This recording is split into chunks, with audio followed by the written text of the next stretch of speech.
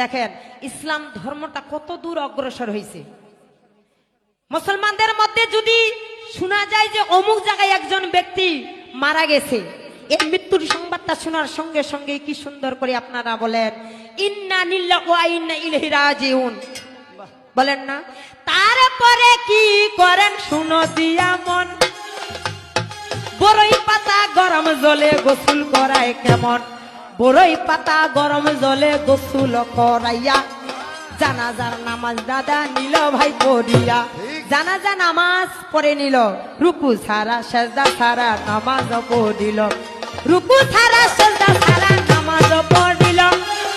কিন্তু কি জানাজা নামাজের একটা নিয়ত দেখা গেল। চাচা জানাজা নামাজের নিয়তটা কি জানি বলেন আপনারা? না ওয়াইতুয়ান ওয়াদিয়া আরবায়াত তাকবীরাতি সালাতুল জানাজাতি ফারদুল কিফায়াতি আসসানাউনিল্লাহি তাআলা ওয়া সালাতু আনা নাবিয়ান মুত্তাজিহান ইলা জিহাতিল কাবাতি শরীফত আল্লাহু আকবার। এটা কি আমার মুখের বানানো কথা?